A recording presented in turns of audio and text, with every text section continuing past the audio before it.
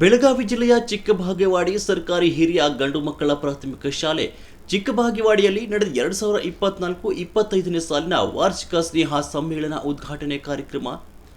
ಆಗಮಿಸಿದ ಶ್ರೀಮತಿ ಕೆಪಿಸಿಸಿ ಸದಸ್ಯರಾದ ರೋಹಿಣಿ ಬಾಬಾ ಸಾಹೇಬ್ ಪಾಟೀಲ್ ಮತ್ತು ಕಾರ್ಯಕ್ರಮದ ಅಧ್ಯಕ್ಷರಾದ ತಮ್ಮನಗೌಡರು ಪಾಟೀಲ್ ಅವರು ಕಾರ್ಯಕ್ರಮಕ್ಕೆ ಚಾಲನೆ ನೀಡಿದರು. ನಂತರ ಸ್ವಾಗತ ಭಾಷಣ ಮಾಡಿದ ಶ್ರೀ ಸತೀಶ್ ಕಾರಿಮನಿ ಸರ್ ಅವರು ಪ್ರಾಸ್ತಾವಿಕವಾಗಿ ಮಾತನಾಡಿದರು. ಶ್ರೀ ಎ.ಜೆ. ಲಗಮ್ಮನವರ್ ಕಾರ್ಯಕ್ರಮದ ಬಗ್ಗೆ ಮಕ್ಕಳಿಗೆ ತಿಳುವಳಿಕೆ ಬಗ್ಗೆ ಮಾತನಾಡಿದರು. ಸಹ ಶಿಕ್ಷಕರಾದ ಕಾರ್ಯಕ್ರಮ ನಿರೂಪಣೆ ಮಾಡಿದ ಶ್ರೀಮತಿ ಎಸ್.ಎಂ. ಮಲಟ್ಟಿ ಮತ್ತು ಶ್ರೀಮತಿ ಹಿನಾ ಚೌಧರಿ ಕೊನೆ ಒಂದಾರ್ಪಣೆ ಮಾಡಿದ ಪರಿಣಿತಾ ಸನ್ನಿಧಿ ಮೇಡಂ ಕಾರ್ಯಕ್ರಮದಲ್ಲಿ ಉಪಸ್ಥಿತರಿದ್ದರು. ಶಾಲಾ ಮಕ್ಕಳು, ಗುರುವಂದದವರು, ಎಸ್ಡಿಎಂಸಿ ಅಧ್ಯಕ್ಷರು, ಗ್ರಾಮ ಪಂಚಾಯಿತಿ ಸದಸ್ಯರು ಕಾರ್ಯಕ್ರಮದಲ್ಲಿ ಭಾಗಿಯಾಗಿದ್ದರು. ವರದಿಗಾರರು ರುದ್ರಪ್ಪ, ಹುಬ್ಳಿ.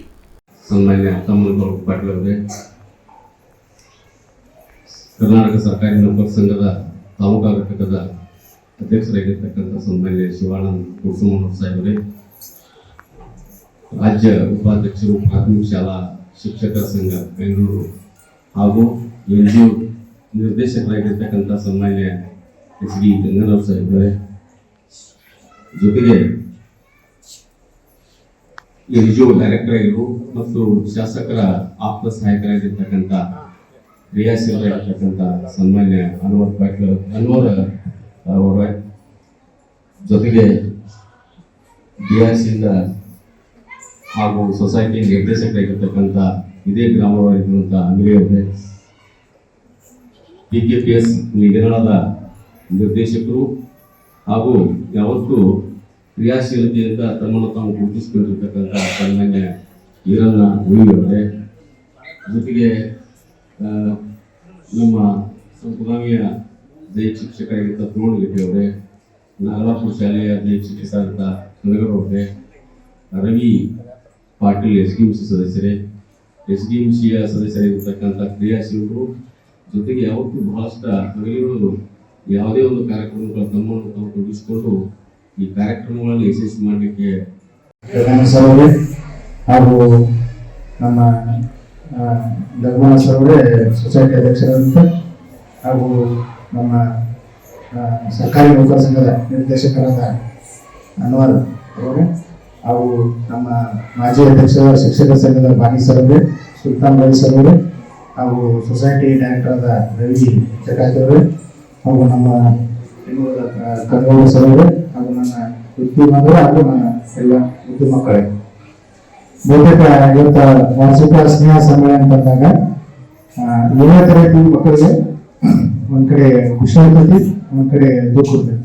ಯಾಕಂದ್ರೆ ಸುಮಾರು 7 ವರ್ಷ ಒಂದೇ ಶಾಲೆಯಲ್ಲಿ ನಿರಂತರವಾಗಿ ಅಭ್ಯಾಸ ಮಾಡಿ ಮತ್ತು ತಾವು ಹೆಚ್ಚಿನ ವಿದ್ಯಾಭ್ಯಾಸಕ್ಕಾಗಿ ಮತ್ತು ಪ್ರೌಢ ಶಾಲೆಗೆ ಹೋಗ್ಬೇಕಾದಾಗ ಅದು ದುಃಖ ಕೂಡ ಆಗ್ತದೆ. ಯಾಕಂದ್ರೆ ಸತತವಾಗಿ 7 ವರ್ಷ ಅಭ್ಯಾಸ ಮಾಡಿದಾಗ ಇದ್ದಂಥ ನಿಮ್ಮ ಕಲಿಸಂತ ಗುರುಗಳಿಗೆ ಸಾಕಷ್ಟು ನೀವು ವಿದ್ಯಾಭ್ಯಾಸನ ಪಡ್ಕೊಂಡ ಹೆಚ್ಚಿನ ವಿದ್ಯಾಭ್ಯಾಸಕ್ಕೆ ನೀವು ಹೋಗ್ಬೇಕಾದಾಗ ಅಷ್ಟು ಖುಷಿಗೆ ಹೋಗ್ಬೇಕೈತಿ, ದುಃಖದಲ್ಲಿ ಹೋಗ್ಬೇಕೈತಿ. ಆದ್ರೆ ಅದು ಅನಿವಾರ್ಯ. ಯಾಕಪ್ಪ, ಶೈಕ್ಷಣಿಕ ಈಗ ಮುಗಿಲಿಕ್ಕೆ ಬಂತು, ಇನ್ನು ಪರೀಕ್ಷೆ ಮುಗಿಸ್ಕೊಂಡ್ರೆ ನೀವು ಪಾಸ್ ಆಗಸ್ಕೊಂಡ